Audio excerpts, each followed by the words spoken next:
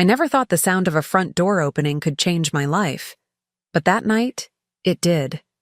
It was supposed to be a simple dinner at our friend's house in Austin. Nothing fancy, just a weekend get-together. The kind of thing we'd done dozens of times over the years. Wine, barbecue, small talk, laughter echoing off the patio lights. But as fate would have it, the night turned into a scene I'll never forget. I had carpooled with Greg, the husband of Marissa, one of my supposed friends. We lived in the same neighborhood, and it just made sense to drive together since our spouses had gone ahead earlier, claiming they needed to help set things up. I remember joking in the car about how mine probably couldn't even figure out where the forks were kept in our own kitchen, let alone help with a dinner party. When the host opened the door, I noticed immediately that the air inside felt different. The laughter was muffled, too quiet, almost forced.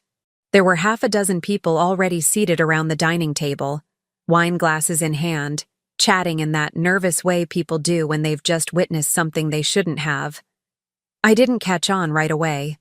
My heels clicked across the hardwood as Greg followed behind me, both of us smiling, calling out greetings. But then I saw them. My husband, Tyler, and Marissa, not sitting at the table, not helping in the kitchen. No. They were pressed up against the hallway wall just past the living room, locked in a kiss so deep, so hungry, that for a split second my brain refused to process what my eyes were seeing.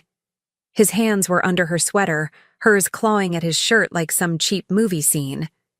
And then it hit me. The lace bralette peeking out from her blouse.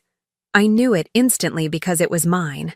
A piece of lingerie I had bought months ago, tags still on until I wore it once for Tyler. And there it was, stretched across her chest while she kissed my husband like she owned him. My breath caught, sharp and ugly in my throat. The room went silent, except for the scrape of Greg's shoes as he stopped dead behind me. For a moment, nobody moved.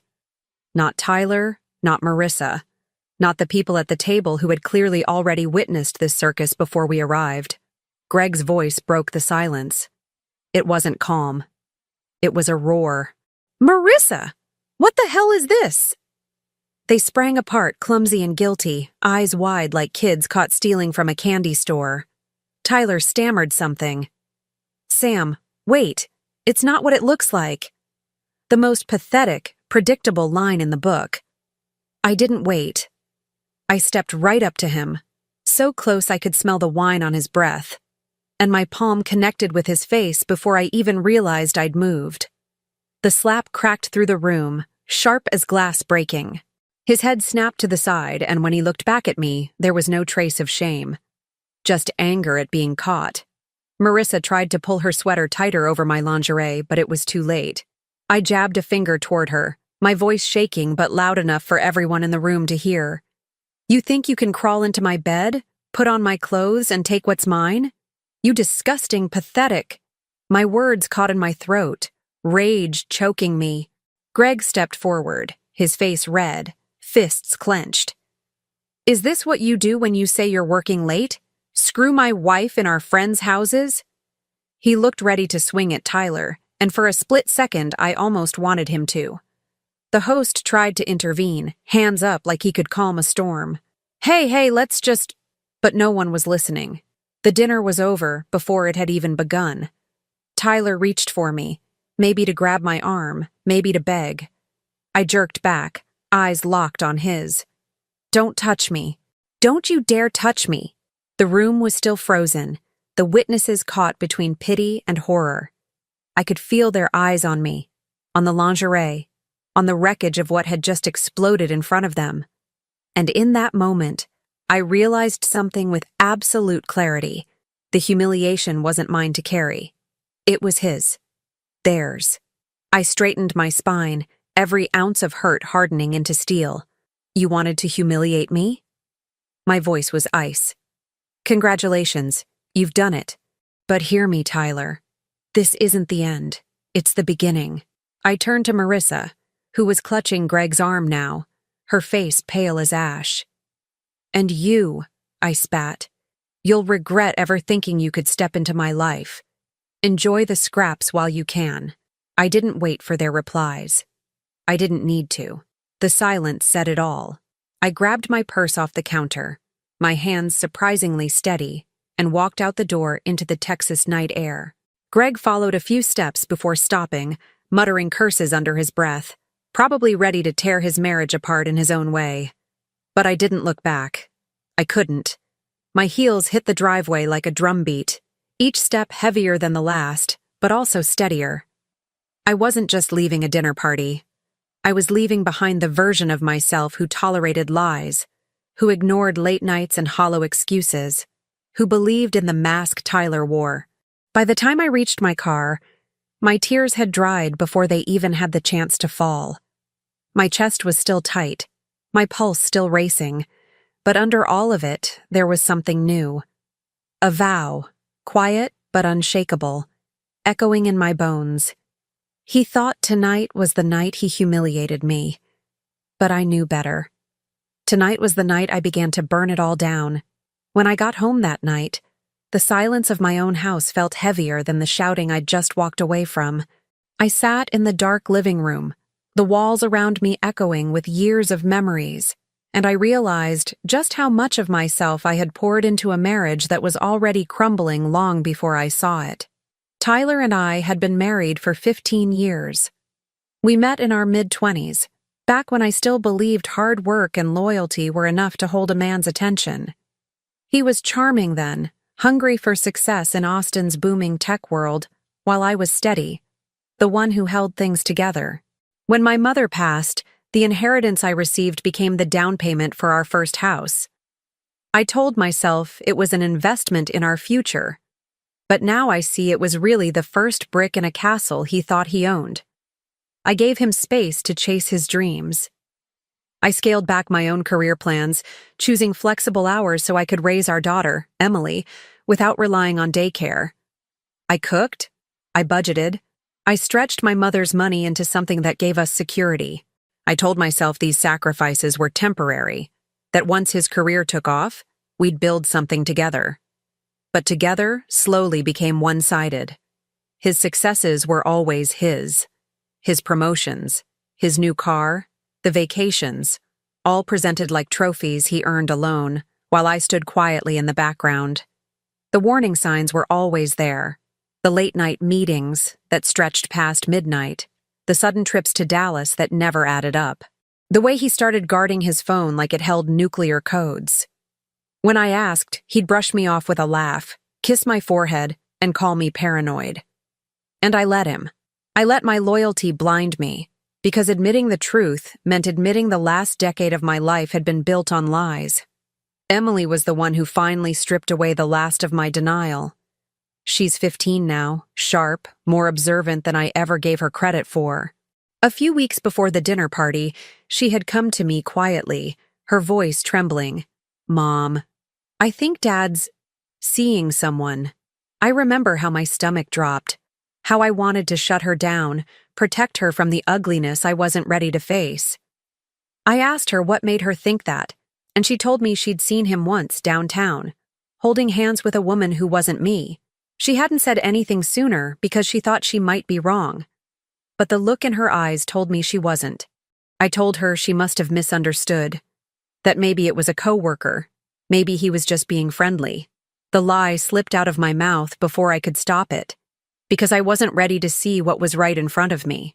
But Emily's silence afterward was louder than anything she could have said. She knew. And now, after walking into that dinner party with Greg and watching Tyler paw at Marissa like she was some prize he'd won, I knew too. The confirmation wasn't whispered rumors, or suspicious receipts, or my daughter's worried voice. It was raw and undeniable, wrapped in lace I had once bought for myself. That night in the dark, I finally admitted it. I had sacrificed years of myself for a man who saw me as nothing more than a safety net. And the weight of those sacrifices, my inheritance, my time, my career, even my daughter's innocence, had just shifted. They weren't losses anymore. They were fuel. Because if Tyler thought I'd walk away quietly, he didn't know me at all. The morning after the dinner party, I woke up with swollen eyes and a pounding headache, but I wasn't broken. Something inside me had shifted. The tears that stained my pillow weren't weakness. They were the last drops of a woman who had been fooled for too long. I wasn't going to beg for answers or wait for apologies. I was going to take control. The first thing I did was log into our joint accounts. Years of managing the household budget made me the one who actually knew where the money went. Tyler might have been the one earning the big checks, but I had been the one stretching them, allocating them, making sure Emily had what she needed. And now, I was the one clicking the transfer button, moving everything I legally could into an account he couldn't touch. Watching those numbers change on the screen felt like oxygen filling my lungs. For once, he was the one left scrambling. Next came the lawyer. I didn't wait, didn't overthink it. By noon, I was sitting in a quiet office downtown across from a woman named Jillian, who had the kind of calm, razor-sharp presence that instantly made me trust her. I told her everything. The affair, the money, the inheritance that started it all. She didn't flinch. Instead, she nodded, took notes, and told me I'd done the right thing by moving funds. She outlined my options, everything from temporary custody to freezing assets until the divorce proceedings. For the first time in months, maybe years, I felt like I wasn't standing alone. After that, I went home and started packing. Not everything, just what Emily and I needed if we had to walk out fast. Clothes, important documents, the box of photos my mom left me. As I folded shirts and zipped bags, my hands trembled, not from fear but from adrenaline. I kept thinking about the look on Tyler's face when my slap cracked across his cheek. Not guilt, not shame, just outrage at losing control. He had no idea how much more he was about to lose. By late afternoon, the first ripple hit. My phone lit up with his name. I let it go to voicemail. A few minutes later, a text popped up. "Sam, we need to talk. Don't do anything rash. You're overreacting." Overreacting. That word burned through me, as if catching him groping another woman in front of half our social circle was something small, something to get over. I deleted the text without replying. An hour later, he showed up at the house. His key still worked, but I was ready. Emily was at a friend's, so it was just the two of us. He walked in, his voice already raised. "What the hell did you do with the accounts?" I stood in the doorway to the kitchen, arms crossed. What I had to do. You don't get to sleep with my friend, parade her around in my clothes, and still expect me to bankroll your life. His face turned red. This is insane. You're destroying everything we built. I laughed, a sharp, bitter sound I didn't even recognize as my own. No, Tyler, you destroyed it. I'm just cleaning up the mess. He tried to soften, shifting tactics like he always did when anger didn't work. Sam, come on. It was a mistake. A stupid mistake. Don't do this to us. To Emily. Hearing her name on his lips made my blood boil. Don't you dare use her as a shield. She saw you, Tyler. She knows. And she deserves better than this circus you've created. For a second, the mask slipped. Panic flashed across his face. He hadn't realized Emily knew. That gave me more power than any slap ever could. I didn't give him time to recover. I've already spoken to a lawyer. This is happening. You can fight me, but you won't win. Not this time. His fist clenched, jaw tight, but he didn't move. He knew me well enough to recognize I wasn't bluffing. He muttered something under his breath, grabbed his keys, and stormed out. The door slammed so hard the picture frames rattled on the wall. I stood there in the silence afterward, my chest rising and falling, heart pounding with something that wasn't fear anymore. It was resolve. Tyler had always seen me as the safe option, the woman who'd quietly keep the house running while he played his games. But now he was about to learn who I really was. Because this wasn't me reacting.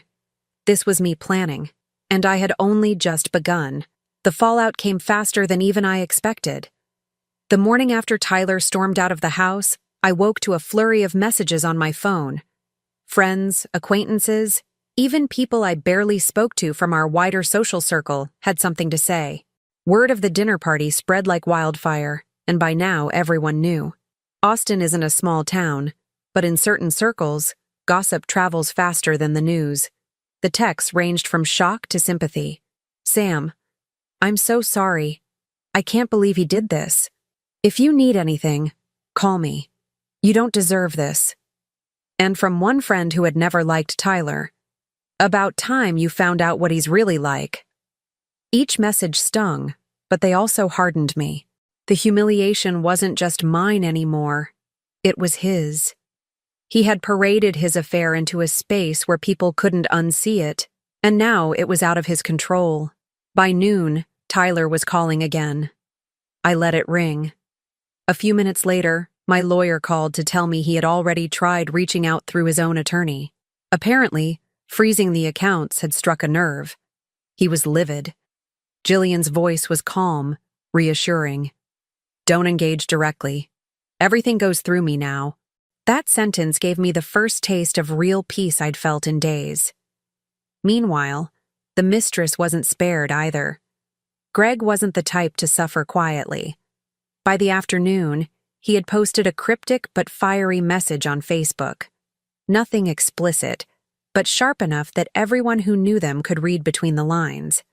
Something about betrayal cutting deepest when it comes from your own home, about masks slipping. The comments flooded in, and Marissa's perfect image started to unravel. I didn't respond publicly. I didn't have to. The silence worked in my favor. Everyone else was doing the talking for me. The financial chokehold hit Tyler hard, too. He had grown accustomed to having cash at his fingertips. Dinners, drinks, hotel rooms he thought I didn't know about. Now, every card he pulled out declined. He texted me again that night. You've made your point. Turn the accounts back on. We'll talk. I didn't reply. It wasn't a point. It was a warning shot. The cracks widened in our families as well. My sister called, her voice tight with anger. Sam, I don't know how you kept quiet for so long, but you did the right thing. Don't let him spin this. Everyone needs to know the truth. She promised she'd stand by me, whatever came next. On Tyler's side, the silence was telling. His brother, usually quick to defend him in every argument, stayed quiet. I knew why. They worked together in the same company, and Tyler's reputation mattered for business. Now that reputation was in shambles, and siding with him would mean dragging his own name down too. Loyalty only stretches as far as profit. Emily came home from her friend's house with questions. Mom, is Dad coming back? I paused, because every part of me wanted to protect her, to cushion the blow. But lying now would be worse than the truth. No, honey. Not like before. Things are changing. Her eyes filled, but she didn't cry. She just nodded. And in that quiet, I realized she was stronger than I had given her credit for. Maybe stronger than me. The first real attempt from Tyler came that weekend. He showed up unannounced again, pounding on the door. I opened it just enough to look him in the eye. He looked different, tired, unshaven, desperate. The cocky arrogance had started to chip away. Sam, please, he said, his voice low. We can fix this. Just, let's talk without lawyers, without all this drama. I made a mistake. Don't throw everything away. I didn't blink. You threw it away. I'm just making sure the trash goes where it belongs. His jaw tightened, the pleading look fading back into rage. You're destroying me. No, I said, my voice steady. You're destroying yourself. I'm just letting everyone see it. I shut the door before he could reply. My hands shook afterward, but not from fear, from power. For once, I wasn't the one begging for scraps of his attention. He was the one outside, shut out, left to stew in his own consequences.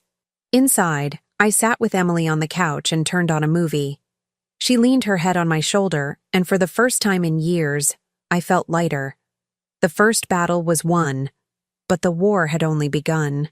The first humiliation at the dinner party was brutal, but Tyler still thought he could spin it. He underestimated me, and he underestimated the people watching. By the time the second public confrontation came, he walked right into it, and I made sure he didn't walk out the same. It happened at a restaurant downtown, a place we used to frequent as a family. now the setting for his unraveling. Emily and I had gone there for lunch with my sister. I hadn't planned to see him, but fate, or maybe karma, put us in the same room. Tyler was already seated at a corner table with two colleagues, men I knew he relied on to keep his business afloat. He looked polished, clean-shaven, forcing that confident smile I had learned to see through. At first, I thought about ignoring him, but then I saw Marissa's name light up his phone screen, flashing on the table where anyone could see. His colleagues glanced at it, exchanged looks, and I realized he hadn't stopped. He hadn't slowed down. He was still dragging my name through the mud while trying to maintain his empire. So when I stood to leave, I didn't head for the door. I walked straight to his table. My heels clicked against the tile, and I felt every eye in the room turn as if the universe itself was holding its breath. "Tyler," I said, loud enough for his colleagues and half the restaurant to hear. He looked up, startled, then tried to recover with a strained smile. "Sam. Hi. Can we not—" I cut him off. "Tell them. Tell your colleagues who Marissa is. Or should I?" His face drained of color. One of the men frowned, leaning back in his chair. "What's this about?" I leaned on the table, close enough to see Tyler's mask slipping. "This is about your family man facade, about how you parade yourself as a husband and father while screwing around with my friend, about how you humiliated me in front of everyone and you're still doing it." A gasp rippled from a nearby table. I didn't care. Tyler tried to reach for my arm, but I pulled back. "Don't you dare touch me. You've already touched enough that doesn't belong to you." His colleagues looked uncomfortable, eyes darting between us. One of them cleared his throat. "Tyler, is this true?" And that's when I dropped the line that spread like wildfire. "Of course it's true.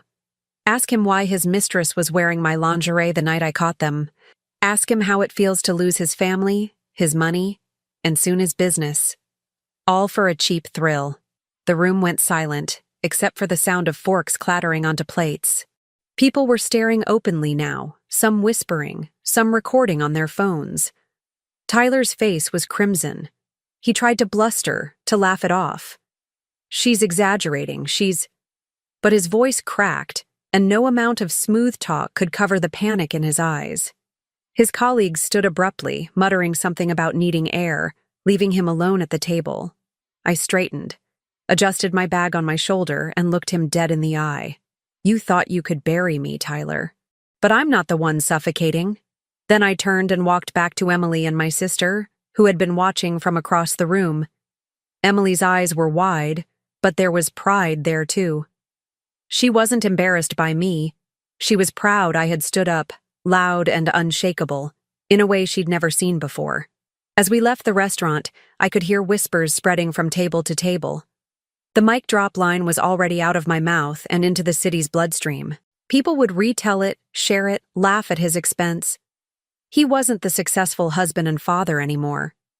He was the man whose wife caught him, whose downfall was being narrated by strangers over lunch. By the time we stepped into the sunlight, my phone was buzzing. Messages, missed calls, notifications. Someone had already posted about what happened. I didn't need to look to know the story was spreading. Tyler had wanted to keep control, to keep his mask intact, to spin his narrative. But now, there was no narrative left for him to control. He was a punchline, and I wasn't done yet. I thought Tyler would retreat after the restaurant. Anyone else would have, but I should have known better. Tyler was never the type to admit defeat.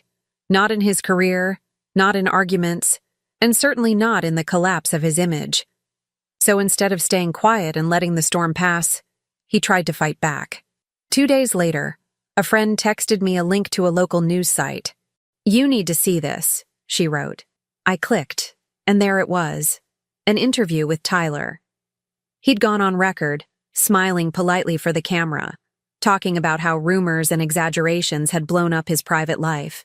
"She's angry, and I understand that," he said, voice calm, every word rehearsed. "But Samantha has always been dramatic. Anyone who knows her knows she tends to overreact. I've made mistakes, sure, but nothing close to the stories being spread." I just want privacy for my daughter and me while we sort this out. I stared at the screen, my jaw clenched so tight it hurt. He hadn't just called me a liar. He had painted me as unstable, a hysterical woman whose anger couldn't be trusted. And worst of all, he used Emily as his shield, the same way he had when he begged at the door. Within hours, the clip was everywhere. People shared it on Facebook, commented on it in community groups, speculated in whispers at yoga classes and soccer games. Some defended me. Others gave him the benefit of the doubt. Tyler was good at performance. He'd spent his whole life pretending to be someone he wasn't. But what he didn't count on was the truth catching up faster than his lies. That evening, I got a call from Jillian, my lawyer. Her tone was different, urgent. "Sam, you need to see this." She sent me a file, screenshots, text messages, photos, proof. Greg had finally unleashed the evidence. He had combed through Marissa's phone records, emails, even cloud storage, and what he found was a treasure chest of incriminating filth. Hotel receipts, love notes, pictures Tyler had been reckless enough to send, thinking they'd stay private. At first, I didn't want to look. The idea of seeing those texts, of reading the words he used with her, made my stomach turn. But I forced myself, because this wasn't about hurt anymore. It was about ammunition. And ammunition it was. One screenshot in particular would become the nail in his coffin. It was a message Tyler sent to Marissa just a week before the dinner party. "I can't wait until she's out of the picture. You'll look so much better in her place." Cold, heartless, stripped of any pretense of love for me or Emily. Just lust and arrogance. Greg leaked it to a private group first, but within hours it had spilled everywhere. By morning, it was on Twitter, Facebook, even Instagram reels, plastered with hashtags like #lingerie liar and "better in her place." Strangers mocked him, memes popped up, even parody accounts started posting. Tyler, the polished tech exec, was reduced to a joke online. Emily showed me one, her face torn between anger and grim satisfaction. It was a photo of a man in a suit holding lingerie on a hanger captioned, "Does it come in my wife's size?" She asked, "Mom, is it okay if I laugh?" I pulled her into a hug. "Yes, baby, it's more than okay." Tyler must have thought he could drown out the noise by doubling down. He posted a statement on his LinkedIn, of all places, painting himself as a victim of false narratives fueled by personal vendettas. He wrote about forgiveness, about the dangers of cancel culture, about being a man trying to do right by his family in the face of lies. But the receipts were undeniable. People flooded the comments with screenshots, with hashtags, with blunt questions he couldn't answer. By the end of the day, his profile was a battlefield, his credibility in shreds. The funniest part? He had no idea how much worse it could get. Because Greg wasn't done. He released more, bank statements showing suspicious charges, emails scheduling business trips that coincided perfectly with Marissa's vacations. Even Uber receipts from nights Tyler had claimed he was working late, but instead had been dropped off at her condo. It was all there, laid out for the world to see. The backlash snowballed. Local blogs picked it up, then gossip pages, then even a podcast that thrived on Austin scandals. Tyler's name was everywhere, not for his work, not for his accomplishments, but for his betrayal. The hashtags became a chant that followed him into every space he entered. One night, scrolling through my phone, I saw a video of him trying to walk into a bar. Someone shouted, "Hey, lingerie liar!" And the whole crowd laughed. He pushed past, his face twisted in anger, but the cameras caught it all. It was uploaded within minutes, the comments tearing him apart. And me? I stayed silent. I didn't post, I didn't defend, I didn't fuel it. I didn't need to. The truth was louder than anything I could say. Emily asked me once, "Does it feel good seeing everyone turn on him?" I thought about it before I answered. "It doesn't feel good," I told her. "It feels fair. Like the world finally sees him the way we do." By the end of the week, Tyler stopped posting. His accounts went quiet. His face disappeared from interviews. but the damage was already done. His attempts to play the victim had backfired spectacularly, and now he wasn't just losing his family, he was losing the one thing he valued most, his reputation. And I wasn't finished. Not yet. By the time the memes died down, it was time to stop playing defense and move into the real battlefield. The courts. Gossip and hashtags had shredded Tyler's image. But I wanted more than humiliation. I wanted permanence. Something he couldn't spin or recover from. Jillian, my lawyer, moved like a surgeon. She filed for divorce citing adultery, a fact backed up by more evidence than most judges ever see. She petitioned for sole custody of Emily, temporary possession of the house, and financial disclosure of every asset Tyler tried to bury. He fought it, of course. His attorney, a slick man with an expensive suit and a rehearsed smirk, argued that marital issues shouldn't be tried in the court of public opinion. But the judge didn't care about hashtags or interviews. The judge cared about evidence. And evidence was all I had. I'll never forget the look on Tyler's face when Jillian slid the folder across the table during the first hearing. Copies of texts, receipts, photos, proof beyond denial. He had to sit there in silence while the judge skimmed them, lips pressed into a thin line. "This is compelling," the judge finally said. "Very compelling." Tyler's lawyer tried to object, but it was like throwing pebbles at a storm. The first ruling was swift. Tyler was ordered to provide temporary spousal support and full child support, effective immediately. His access to our joint assets was frozen. I kept the house, Emily's school tuition secured under my control. For the first time, Tyler looked smaller. Not just angry, not just embarrassed, smaller. The financial blows came next. Remember the brother who always defended him? The one who worked at the same company? He pulled his support almost overnight. Investors had started asking questions, clients whispering about scandal. Tyler had become a liability, and business is merciless. His brother stopped returning his calls, and word spread that he was considering pushing Tyler out of the company altogether. Then came the real kicker, his father. A man who prided himself on legacy, on respectability. He'd been quiet through most of this, but during a family meeting, one I didn't attend but heard about through whispers, he told Tyler he was cut off. No more loans, no more bailouts, no inheritance guarantees. "You've embarrassed this family," he reportedly said. "And I won't be dragged down with you." Tyler tried to play the victim again, crying about being attacked, but even his father wasn't buying it anymore. Years of arrogance, years of entitlement, all of it came due in a single sentence. And Marissa? Her collapse was almost poetic. Greg filed for divorce within weeks. He moved out, took the kids, and filed his own stack of evidence.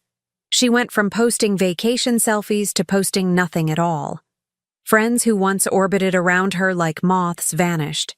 She was radioactive, untouchable. By the time her own parents got involved, begging Greg for forgiveness, it was too late. He wasn't interested. Neither was anyone else. At home, Emily and I built a new rhythm. Mornings were quieter without Tyler slamming doors, evenings calmer without me waiting for his car to pull up long past dinner. She blossomed in the stillness, as if the absence of tension gave her room to breathe. But Tyler didn't let go easily. He showed up at hearings looking disheveled, tried to bargain with me in hallways, sometimes even threatened to take Emily away. The first time he said it, my stomach turned cold. But Jillian leaned close and whispered, "Empty words. He has no case." She was right. With his affair public and his finances under scrutiny, no judge in their right mind would hand him custody. Still, hearing him spit those threats reminded me why I couldn't falter. He wasn't just reckless. He was cruel. As the weeks dragged on, his life unraveled piece by piece. The house he tried to keep? Forced onto the market by court order. The credit cards he once flashed like trophies? Maxed out? Declined? Frozen. He moved into a rental apartment downtown, one he could barely afford, surrounded by empty pizza boxes and silence. Every new hearing stripped away another layer of his pride. Jillian was relentless, pressing him on financial mismanagement, reminding the court of his affair every time he tried to protest. He grew angrier, snapping at his lawyer, raising his voice in front of the judge. Each outburst only dug him deeper. The final blow came with the custody ruling. Sole custody granted to me, visitation strictly supervised until he could prove stability. The judge's words landed like a hammer. This court finds Mr. Picklam's behavior reckless, his judgment impaired, and his home environment unsuitable for a minor. Tyler slumped in his chair, the fight draining out of him. He looked over at me, eyes hollow, like he couldn't believe I had won. But it wasn't just me. It was the truth, undeniable and brutal, finally given the weight it deserved. After court that day, Emily hugged me tighter than she ever had before. "Mom," she whispered, "we're really free now, aren't we?" I kissed the top of her head. "Yes, baby. We are." And though the legal battles dragged on a little longer, the splitting of assets, the paperwork, the endless signatures, the outcome was sealed. Tyler was dismantled, piece by piece, dollar by dollar, ally by ally. By the time the dust settled, he wasn't the man who had strutted around in suits, flashing smiles and charm. He was broke, abandoned, irrelevant, and I was standing, stronger than ever, with Emily by my side. I had taken everything he thought he'd never lose. And I wasn't done yet. I didn't expect to see him again after the final hearing. I thought Tyler would fade into the background, too humiliated to risk another scene. But men like him don't disappear quietly. They come crawling, dragging their pride behind them, hoping to scrape together one last chance. It happened on a gray Sunday afternoon. Emily was at a friend's, and I had gone to a cafe downtown to catch up on work. When I walked out with my coffee, he was there, leaning against the wall, thinner than I remembered, eyes bloodshot, clothes wrinkled. For a moment, I almost didn't recognize him. He looked less like the man I married and more like a stranger who had burned through every last ounce of charm. "Samantha," he said, stepping forward. His voice cracked, nothing like the polished tone he used to command rooms. "Please, just hear me out." I froze, every instinct telling me to walk away. But something inside me wanted to hear it. Not for him, but for me. I wanted to see what was left of the man who thought he could break me. He followed as I sat at a bench nearby, keeping my distance. He shoved his hands into his pockets, shoulders hunched. "I lost everything," he said. "The house, the money, my job. My family won't even talk to me. Marissa's gone. Everyone's gone. I don't have anything left." I sipped my coffee, unbothered by his confession. "That's what happens when you build your life on lies, Tyler. It crumbles." He flinched, then tried another angle. "But we had good years, didn't we? Don't you remember?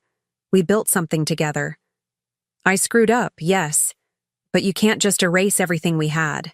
I looked at him, and for the first time, I didn't feel anger or grief. I felt clarity. "You're right. I can't erase it, but I can end it. And I already have." His jaw tightened. "I'm begging you, Sam. Just give me another chance. Let me fix this." His voice cracked again, desperate and raw. "Please." The irony wasn't lost on me. For years I had begged him to come home on time, begged him to be honest, begged him to love me the way he pretended to love everyone else. And now here he was, begging me, stripped of everything that once made him untouchable. "You don't get another chance," I said, my voice steady. "You had years of chances, and every single one you threw away." He dropped his head into his hands, shoulders shaking. "I don't know what to do. I don't know how to live like this." I leaned forward, my tone sharp.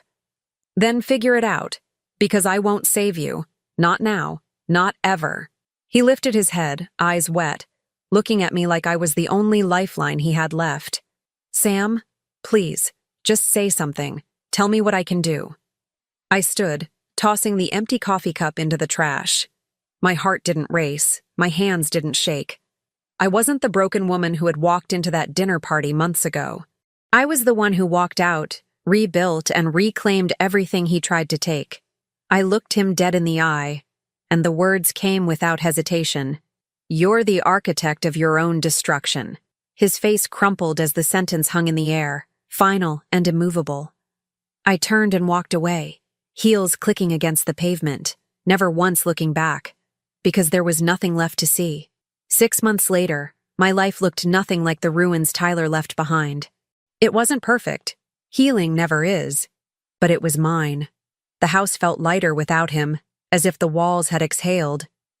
I'd repainted Emily's room, updated the kitchen, turned the office into a small studio where I freelanced again. Money wasn't tight. The inheritance my mother left me was back in my hands, and between the court rulings and Tyler's forced payouts, Emily and I had security. Not wealth, not extravagance, stability. The kind of peace you can't buy. Emily thrived in ways I hadn't imagined. She laughed louder, studied harder, spoke more openly.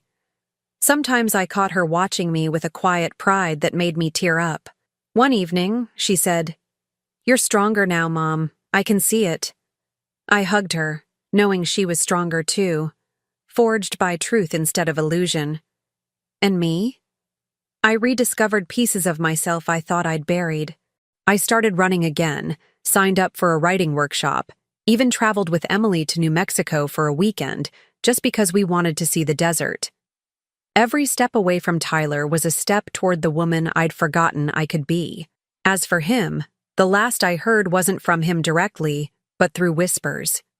He'd lost the company position. His brother pushed him out after investors fled. He lived in a cramped apartment, bouncing between odd consulting jobs, barely keeping afloat. Marissa was long gone, divorced and forgotten. The man who once walked into rooms with his head high now couldn't even show his face without someone muttering "lingerie liar" under their breath. One afternoon, Emily and I passed him downtown by chance. He was thinner, unshaven, carrying a plastic grocery bag with wrinkled shirts inside. Our eyes met briefly, but there was nothing left to say. He looked away first. That was the moment I knew I was free. Not because he was ruined, but because he no longer had power over me. He was a chapter closed, a cautionary tale whispered among strangers. And I was no longer a character in his story. Now, when I look in the mirror, I don't see a betrayed wife.